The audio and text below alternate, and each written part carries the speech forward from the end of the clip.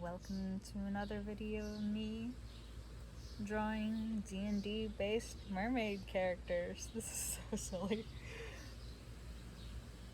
So today I'm doing the ranger. It's hot, it's muggy, and yeah, there's some pretty roses out here.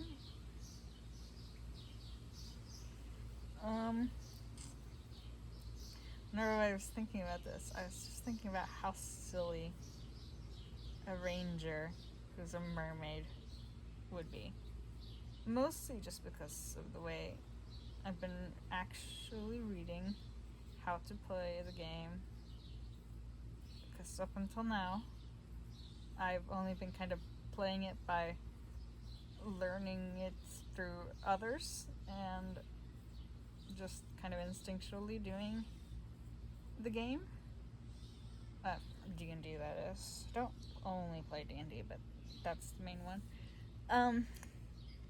And it's had mixed results, mostly including me doing much less damage to anything we're fighting whenever I'm in the game.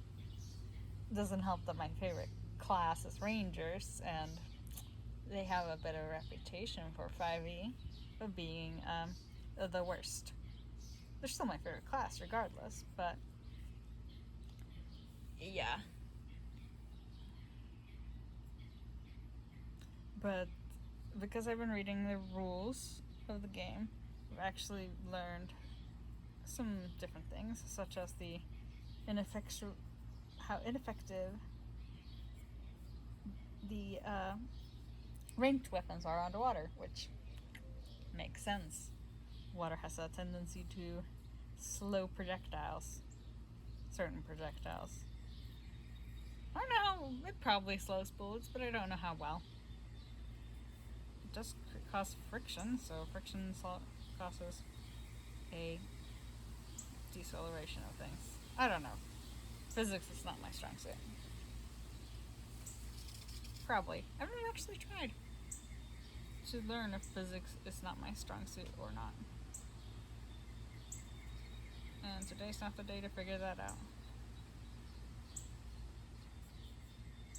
So the concept of a ranger who is a mermaid is silly. It's really silly, and I love it.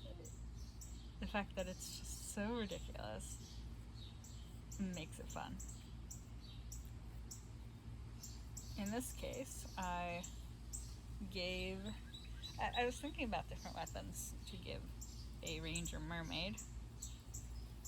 First, I thought that maybe I could give her something like a trident, because they can be thrown underwater, or like darts or a crossbow. But then I thought about giving her just a magic weapon instead. And this magic weapon is, well, what I gave her. It's a bow. I was calling it Pisces bow because, you'll see, maybe. Mostly the design wise. It's a magical bow that allows it doesn't shoot actual arrows. Instead, it shoots concentrated bits of water and makes them into arrows, more like blasts. If it's fired in a wet area above ground, it allows the bow to, if it's in a desert, it's absolutely useless. If it's moderately wet to wet, it allows the bow to fire magical water arrows that deal some piercing damage. If it's underwater, it deals force, because it's the force of water being pushed away from the center point of where the arrow or where the magical arrow fired. So that's how I did ranger. More than a ranger, an underwater ranger in theory could work, just not with ranged weapons. It's more of a tracker. Because even underwater, you might have someone who is excellent at tracking and finding things and being in tune with nature. That's their whole thing. There's plenty of nature underwater. Most of it just wants to kill you. That's no different from normal nature, isn't? Oh well. So, drawing-wise, I have a lot of hair. Oh my gosh, she's got so much hair.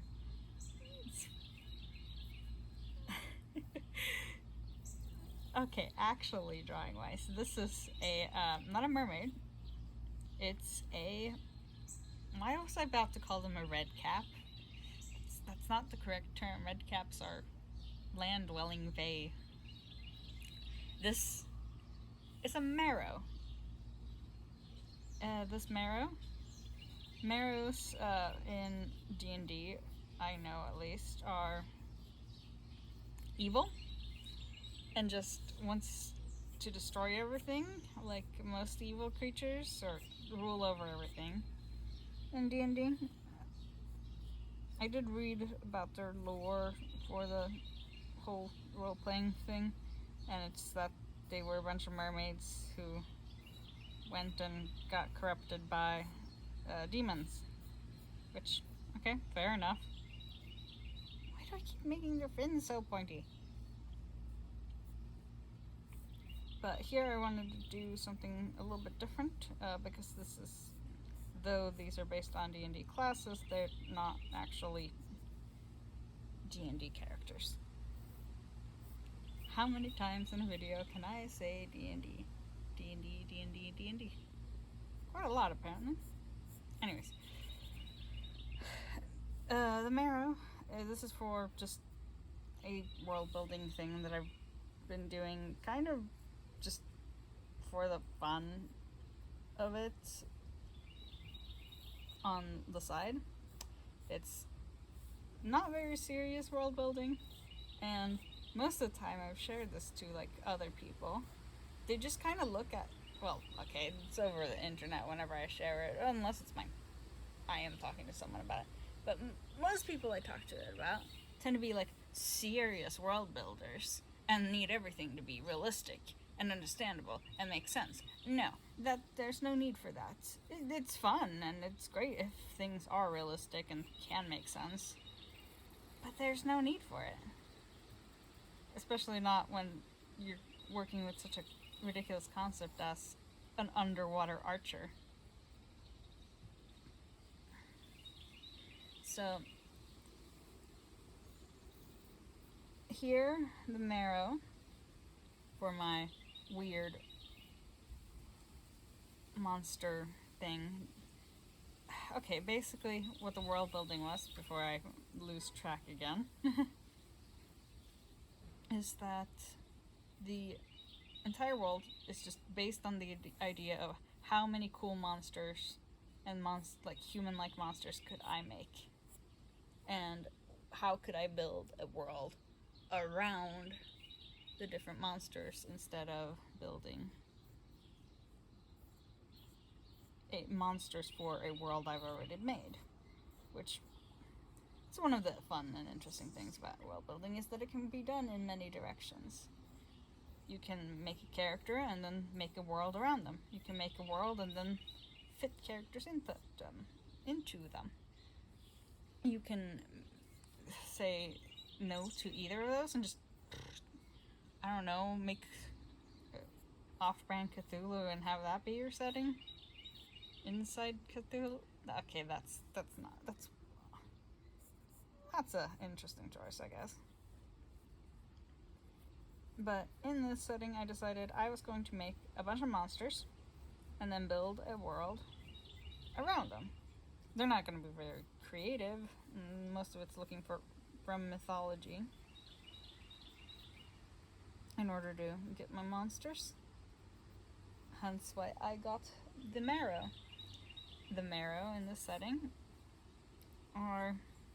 they're mermaids, but they have a very unique ability.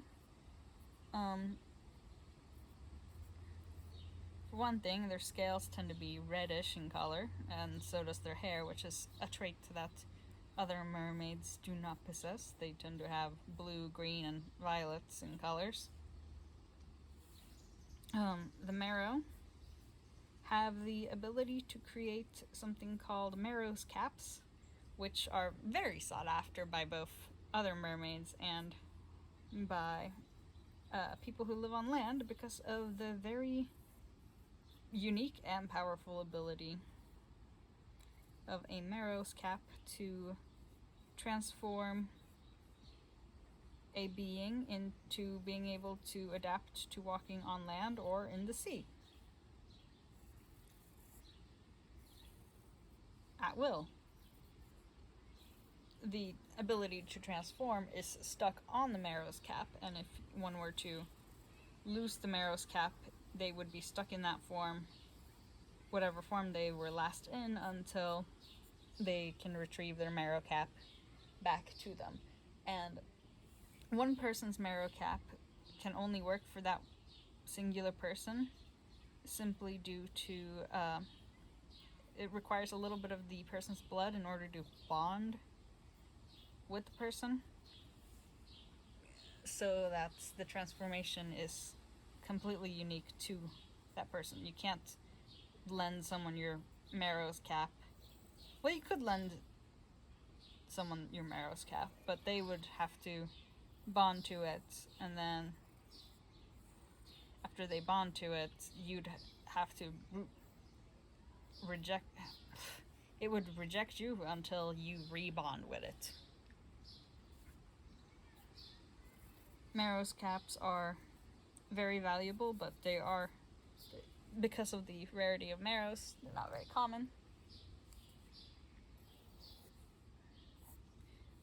Also, despite having been calling it a marrow's cap, because that's what it's based on in mythology, this is not the marrow's cap. This is just a cap because it's pretty, and I wanted it to be aesthetic. I wanted it to look pretty. I like things that look pretty. Of course, I also have a strange sense of what is pretty sometimes. What actually is the marrow cap is this little necklace that is around her neck. And that is the cap that allows her to transform. Marrows are able to make multiple marrow caps in a lifetime, but they can only make them about maybe every year, maybe every few years. Might depend on the marrow.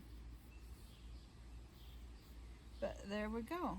That is a marrow ranger. A mermaid.